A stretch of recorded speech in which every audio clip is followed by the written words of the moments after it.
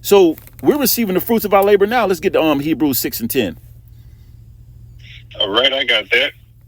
This is the book of Hebrews, 6 chapter 10 verse reads, "For the Most High power is not unrighteous to forget your work and labor of love, which ye have showed toward his name, and that ye have ministered to the saints and do minister." So the Lord will never forget, and he's extremely loyal.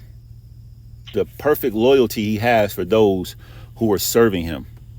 Whatever our position is in this ministry, some of us, the men, some of us are the men are called to be preachers or prophets. Some are helpers. Even the Ahchyam, they got their hands on deck. You got some of these women who are making garments and sending up their tithes. Everyone's playing their position, and the Lord in return is showing favor to the hopeful elect. Those that are, and look, you got to call on the true names, which is Yahweh wa Yahweh Shai. So doing the work, serving the Lord's people, the Lord is in return, we're yielding forth fruit. Now I want to get the sayings of that, and you can get me Kapashi, if you can get me the definition of shewed in the Blue Letter Bible while I read this. It says what is fruits of labor? Meaning, it says the profits or gains achieved as a result of hard work. So even though, and praying that we endure, right? Even though we haven't finished the course yet, and we're on that journey too, hoping we finish, we're still seeing the fruits of our labor yielding. Brothers got good health, increase. We see another day to be in his truth, fearing the Lord while our enemies fall. Like those are benefits. Those are gains. We have food, water, shelter. The angels are encamped around us because we fear Yahweh B'Hashem Yahushua, and we know that to be true. Let me get that definition of shewed.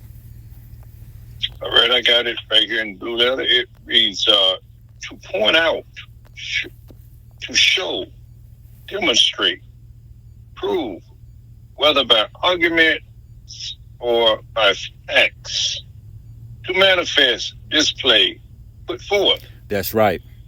To manifest. Is it not manifesting?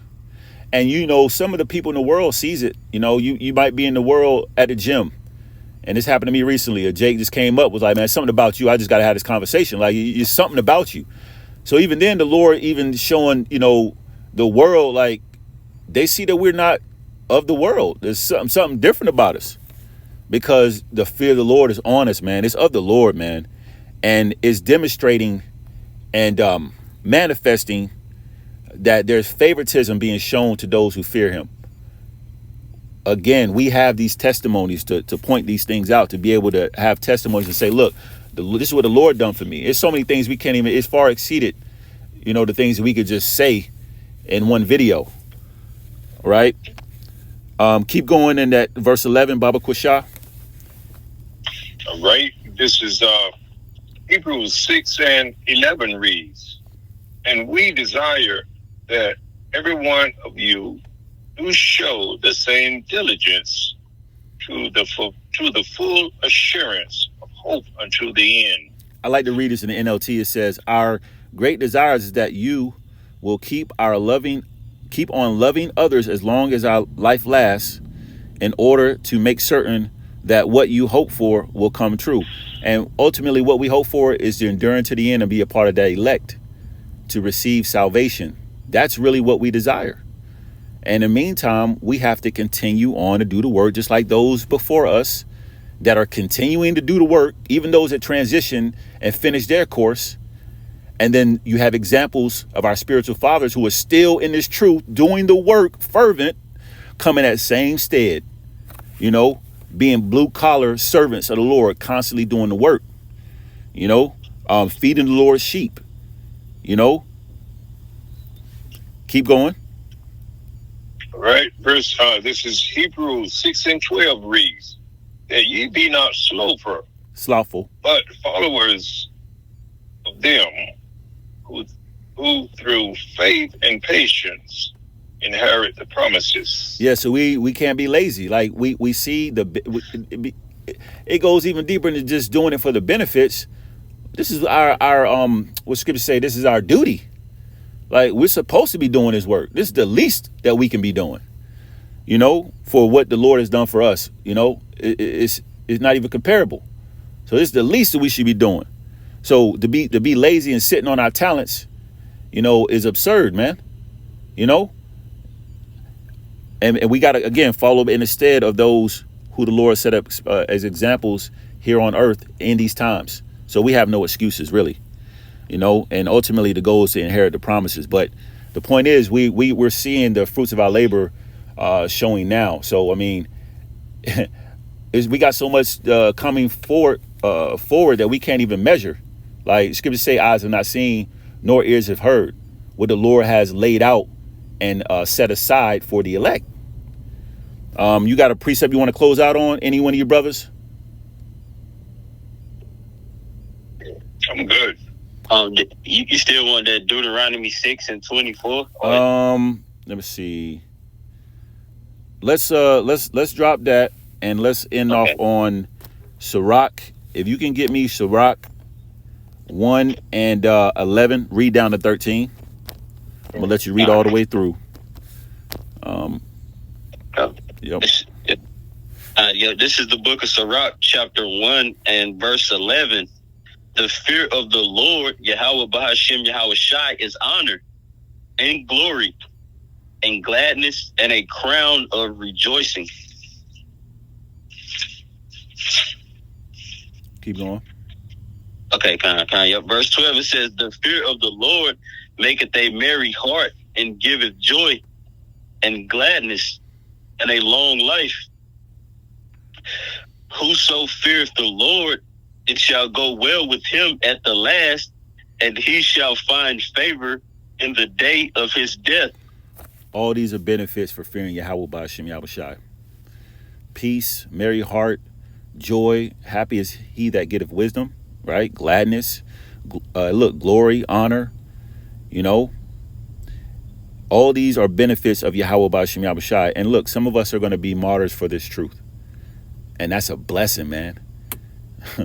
You automatically, get your reserved seat for the kingdom, to be the first fruits in the kingdom. So you can't go wrong with fearing Yahweh Ba'ashem Yahweh Shai, man. So it's another video just pushing out the importance of, fearing the Lord. And the Lord is going to show great favoritism to those of the elect, praying that we're part of that number. I guess that's the last precept for me. Anything you got, Tazabah? I had one. Yeah, and we'll close out on yours. This is Jeremiah 30:17. It says, "For I will restore health unto thee. I will heal thee of thy wounds, saith the Lord, Yahweh Ba'ashem Yahweh Shai. Because they called thee an outcast, saying, This is Zion, whom no man seeketh after." So, Spirit and power Yahweh Ba'ashem Yahweh Shai, he restoring health unto the hopeful elect, by healing his people with this word once again, turning back to him, fearing him, seeing fruits of our labor, bringing forth his prophecies, starting with the apostles and elders, a great millstone, prophesy the downfall of this kingdom. And by doing this, we're helping heal the Lord's people through the Spirit of power Yahweh Shai, through his word. We're seeing the fruits of our labors. It's a beautiful thing. It says, "Behold, I will bring again the captivity." It's like the wrong one. It says, I will heal thee of thy wounds, and those wounds are what? All the hell that our people call as a nation, that we call as a nation, the transatlantic slave trade, being under these different rulerships of the heathens, going on with Esau, Edom. It says, because they call thee an outcast, right? Because this world looks at so-called Negro, Latinos, and Native Americans as an outcast, as a reject. Right? But Yahweh Ba'ashem Yahweh Shai, he looks at his elect as his precious jewels. That's what he's doing now. This is the process. The Lord is polishing up his jewels, ready to gather his people, right? Doing the will of our Heavenly Father and His only begotten Son.